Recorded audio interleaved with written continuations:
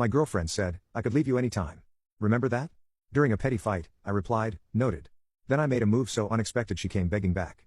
The look on her face when she realized. Original post, 31, male, was washing dishes when my girlfriend Valerie, 28, started her usual routine. The trigger this time? I bought the wrong brand of oat milk. Valerie, seriously, Donovan? I specifically said the barista blend. This is regular. Me? They were out of barista. This works fine. Heavy sigh. This is exactly the problem. You never listen. It's oat milk, Val. It'll taste the same in your coffee. It's not about the milk.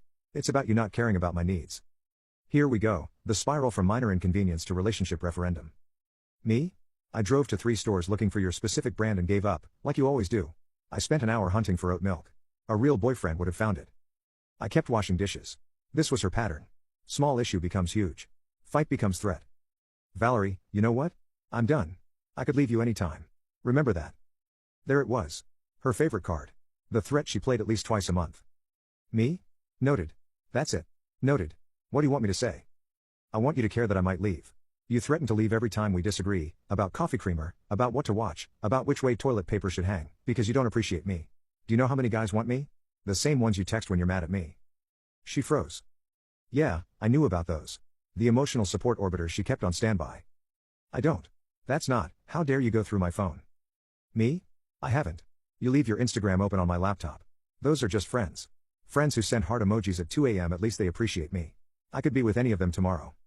Okay, that's all. You just let me go. You said you could leave any time. I'm acknowledging that. She stomped to the bedroom, slammed the door. Standard procedure. Usually, I'd apologize within an hour, promise to do better, maybe order her favorite Thai food. Not today. Instead, I finished the dishes.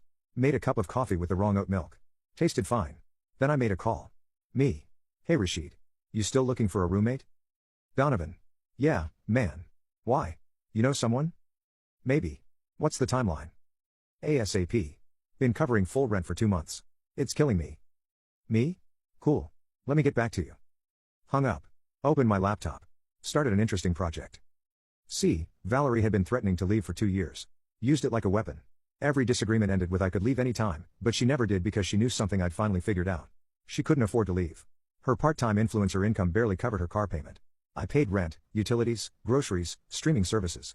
Her threats were empty because leaving meant moving back with her parents or finding some orbiter willing to fund her lifestyle. But what if leaving wasn't her choice anymore? What if I made it easy for her? Time to find out. Update 1. 1 week later, the plan unfolded beautifully. Day 1 after the fight, Valerie emerged expecting the usual apology ritual. Found me working on my laptop, coffee made with regular oat milk. Valerie. So, anything to say? Me? Good morning to you, too. That's it. No apology? For what? For dismissing my feelings. For buying the wrong milk. I acknowledged your feelings. You could leave any time, remember? She stared, confused. This wasn't the script. Valerie, so you're giving me the silent treatment. Me? I'm working. Not everything is about you. She flounced off. Posted some cryptic Instagram story about knowing your worth with a selfie. Day 2, I started phase 1 apartment hunting, but not for me, for her. Found a studio apartment in her price range. $650 a month. Rough neighborhood, but available immediately. Sent her the listing. What's this? An affordable option for when you leave. Being helpful. Are you kicking me out? Me? No. You said you could leave any time. I'm facilitating. This place is a dump. It's what $650 gets. Your budget, right? You know I can't afford my own place. Then maybe stop threatening to leave. Radio silence for 3 hours. Then she tried a different approach. Baby, can we talk? I made dinner. Translation, she heated up leftover pizza I bought 2 days ago. Me? Thanks, but I ate at work. You never eat at work. Started meal prepping, saving money, for what? Life changes. The panic in her eyes was new. Usually, I'd cave by now. Apologize.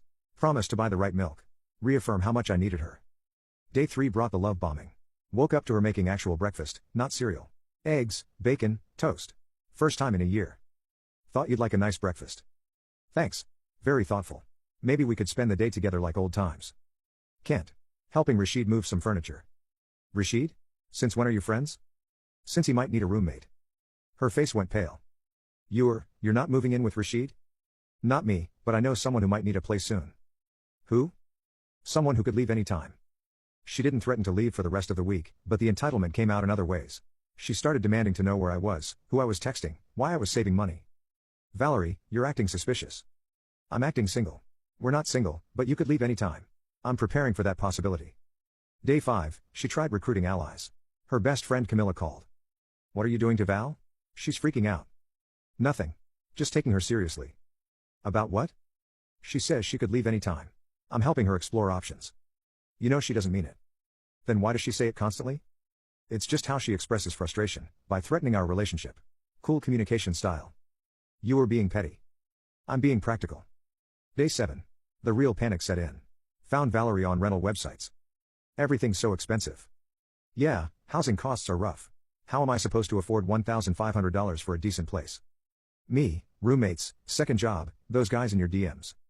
She slammed the laptop shut. This is abusive. You're financially abusing me. I'm showing you apartments. You're the one who wants to leave. I don't want to leave. Then why threaten it every week? Because you think I'll beg you to stay. Silence. Val, I'm tired of being threatened. Either stay and stop using leaving as a weapon, or actually leave. But this middle ground manipulation ends now. She locked herself in the bedroom, posted more cryptic stories. When he shows you who he really is, believe him. Yeah, I was showing her someone who wouldn't be manipulated anymore. Update 2. 2 weeks later, the extinction burst was magnificent. Week 2 started with Valerie activating the orbiters. Suddenly, her Instagram was full of her hanging with friends.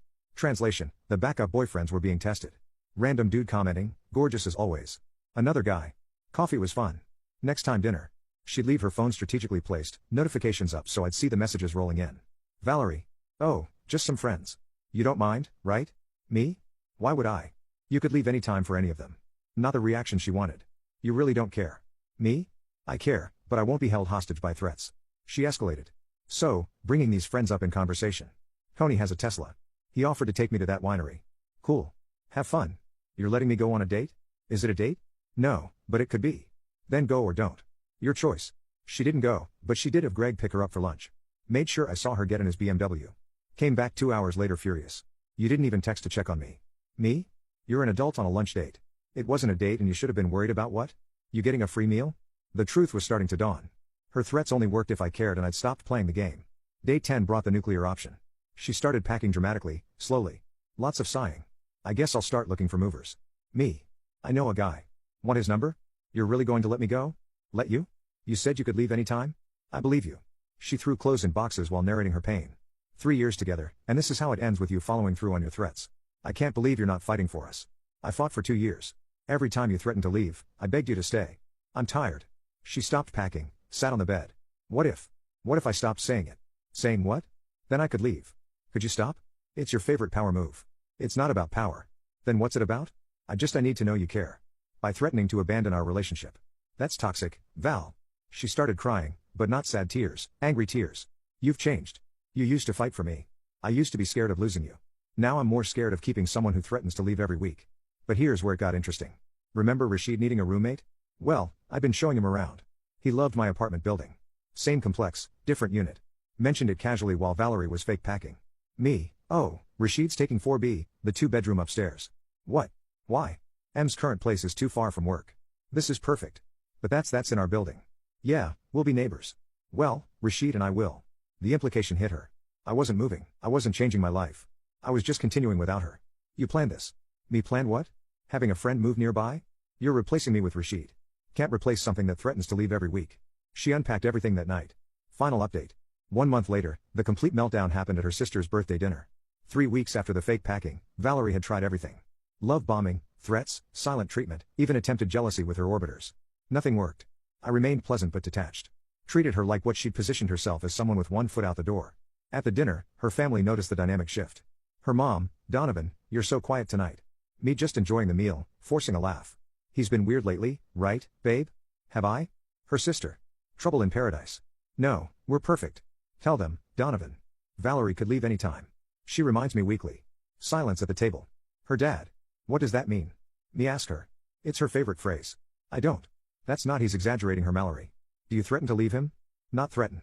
I just remind him I have options. Her sister. That's the same thing. The family dynamics shifted. They'd always wondered why I seemed anxious around Valerie. Now they knew. After dinner in the car. Valerie, how could you embarrass me like that? By telling the truth? You made me look crazy. You made yourself look manipulative. She was quiet the whole ride home. But the real shock came the next day. Came home to find her actually packing for real this time. Efficiently. Quietly. Me finally following through. Turned around. Tears streaming. I found the apartment listings, the ones you saved in your bookmarks. Okay. They're all studios, all one bedrooms, all for one person. Yeah. You were looking for places for yourself, not for me. There it was. The thing she'd never considered. My lease is up in 2 months. Thought I'd explore options without me. You could leave anytime. Why would I plan a future with someone who's always halfway gone? I didn't mean it. Which time? The 100th? The 200th? She sat among her boxes, realization hitting. You're done. You're actually done. Me? I've been done since the oat milk fight just took you this long to notice. But I love you. You love controlling me. There's a difference. She tried one last manipulation. Valerie, if I leave now, that's it. No second chances. I won't come begging back. Okay, I mean it. This is your last chance to stop me. I heard you the first time. She left that night, went to Tony with the Tesla, posted about new beginnings and knowing your worth. Lasted exactly 1 week. The text started at 2 a.m. Can we talk? I made a mistake. Tony's a creep. I didn't mean any of it. Please, I need to come home. I'll never threaten to leave again. I see what I had now. I'm begging you. Please respond. I have nowhere to go. Didn't respond. But I did see her the next week. She was touring apartments in the building, the studio on the first floor, the one I'd sent her originally. She saw me in the lobby. The look on her face when she realized I was staying, thriving, completely unaffected by her absence. Donovan. Hi. I'm just looking at places. Cool. Good luck. Maybe we could talk, get coffee. I'm good. But hey, that studio is actually nice. Affordable, too. Yeah, affordable. The manager walked by, nodded at me. Mr. Hayes, Rashid's all moved in. You guys planning that game night? Friday. Should be fun. Valerie watched me living my life. The life she'd threatened to leave so many times. I could really use a friend right now. Tony has a Tesla. Maybe he can drive you to find some. Walked away. Last I heard, she moved into that studio. Posts about independent woman life while working 3 jobs to afford it. Her bio reads, sometimes the best thing you can do is leave. Funny thing is, she's right. She just never thought I'd be the one to realize it first.